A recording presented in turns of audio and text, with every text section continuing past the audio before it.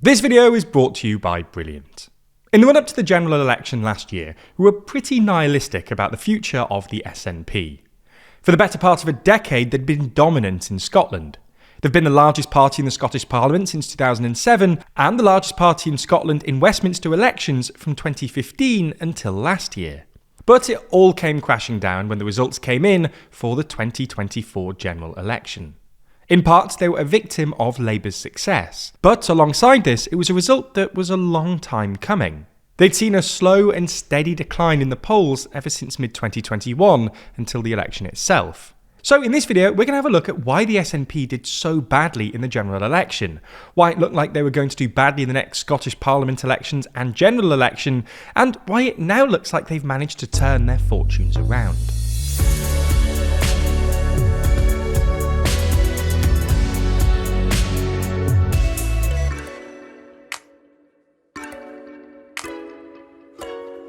We've just published a new issue of our official magazine Too Long, which runs through the world's most influential people and how they wield their power, from Elon Musk's takeover to the power of Millet, or whether Jerome Powell can resist Trump. Read more by clicking the link in the description. There were a few reasons for the SNP's collapse. Firstly, in mid-2021, the police began their investigation into misuse by the SNP of their finances. From then, up until the election in 2024, information was slowly drip-fed by the police, keeping the issue in the minds of voters. Alongside this, the SNP were embroiled in a number of debates about policy. Most notably was the introduction of the Gender Recognition Reform Bill, which a number of members of the party had publicly criticised. Ash Regan, a senior member of the party, even went as far as to resign over it. While all parties have their disagreements, this came at a particularly bad time for the SNP, and exposed some of the underlying ideological disagreements within the party.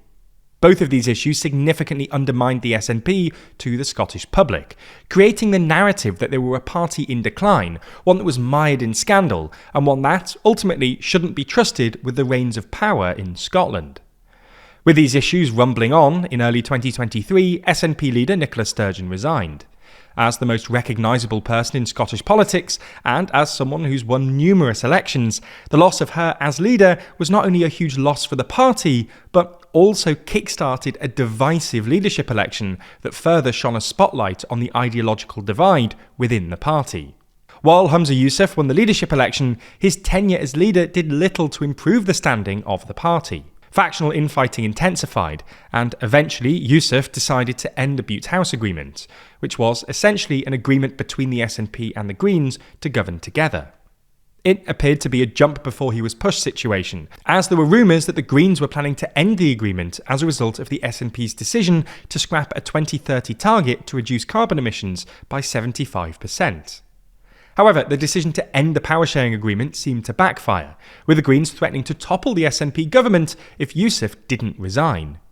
Realising the writing was on the wall, Yousaf stepped down in May 2024, leaving John Swinney to pick up the pieces of the broken party. Swinney was in the job for less than 2 months before the general election was held, giving him virtually no time to turn around the SNP's tanking polling. As we mentioned in the intro, he presided over the reduction of SNP seats from 48 down to 9, bringing an end to SNP dominance in the polls. However, since the election, things have started to look up for the SNP. In Westminster polling, they actually climbed back up to first by the end of August, and by January had achieved a respectable 13-point lead over Labour. Translating this into seats, electoral calculus have predicted that the SNP would win 43 seats, an increase of 34. Labour, on the other hand, would be reduced to only 4 seats, a loss of 33. Considering the absolute mess the party was in prior to the election last year, this is a ridiculous turnaround. And, well, the good news for the SNP doesn't end there. When we look at Scottish Parliament election polling, the same appears to be true. At the time of the general election last year, Labour and the SNP were basically neck and neck in polling. However, almost immediately after the election, Labour's polling began to collapse and has been falling ever since. In the 3 Scottish Parliament polls conducted recently, the SNP has had a lead of 21, 14 and 14 points. This is hugely significant, and at least suggests that the SNP are back on track to win their 5th successive victory in the Scottish Parliament. The question, though, is how have the SNP managed to pull it back? Well, there are essentially three reasons: Labour's collapse, Swinney's leadership, and the rise of reform. As both sets of polls show, a large part of the SNP's recovery is a result of the collapse of Scottish Labour. Neil Findlay, a left-wing former MSP, stated that Anas Sarwar, leader of Scottish Labour, was always going to have a problem with Starmer. The unpopular policies pushed through in Westminster would have reverberations north of the border. This seems to have been even worse than originally imagined, especially as a result of the decision to means-test the winter fuel allowance and to cut welfare spending. Powerless, Sarwar had to just accept the decisions made by Starmer and defend them to the Scottish electorate. The SNP, still in power in the Scottish Parliament, albeit acting as a minority government, have actually been able to take the fight to Labour. This year's budget, for instance, included plans to reintroduce the universal winter fuel payment and to scrap the two-child benefit cap. This has been significant for the SNP, demonstrating how they differ from Labour and capitalising on Sarwar's Starmer problem. As a result of this, the SNP are now more trusted than Labour on the major policy areas. As for Swinney, he's clearly becoming something of an electoral asset for the SNP. He has a wealth of experience as leader, and the fact he managed to get the budget through in February, despite leading a minority government, demonstrates just how invaluable his experience is. Moreover, while he isn't the most popular politician in the world, he is more popular than any other political leader in Scotland, and ultimately that's all that really matters. Finally, the effect of reform. Now, again, as both polls from earlier show, reform is certainly creeping up in the polls in Scotland. Unfortunately for Scottish Labour, this is having a disproportionate effect on them. Surveys showed that 21% of people that voted Labour in the general election last year are now considering voting reform. For the SNP, it's a mere 4%. Polling guru Professor Sir John Curtis pointed out that reform is essentially fracturing the unionist vote. It's undeniable that this is benefiting the SNP. The question for the SNP now is, can they hold on to this lead until the next Scottish Parliament election in 2026? If the last 12 months have taught us anything, it's that in Scottish politics, anything is possible. If you're engaged with complex topics like these, it's probably fair to say that you're at least somewhat interested in improving yourself through interesting, engaging online learning. If so, you'll be interested in this week's sponsor, Brilliant. Brilliant is a learning app designed to help you understand topics from the ground up, on everything from maths to science to AI.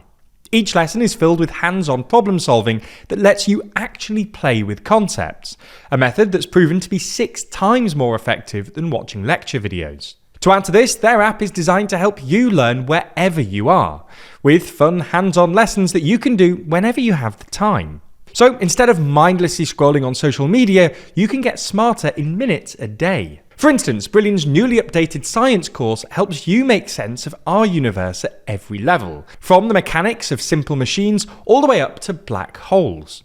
The course helps you better understand the world we live in by explaining the physical principles that drive modern technology, while helping you develop your scientific intuition through visual, interactive problem solving. To try Brilliant for free, visit brilliant.org/TLDR, scan the QR code on screen, or you can click on the link in the description. By doing so, you'll get 20% off an annual premium subscription, and they'll know that you came from us, which really helps us out.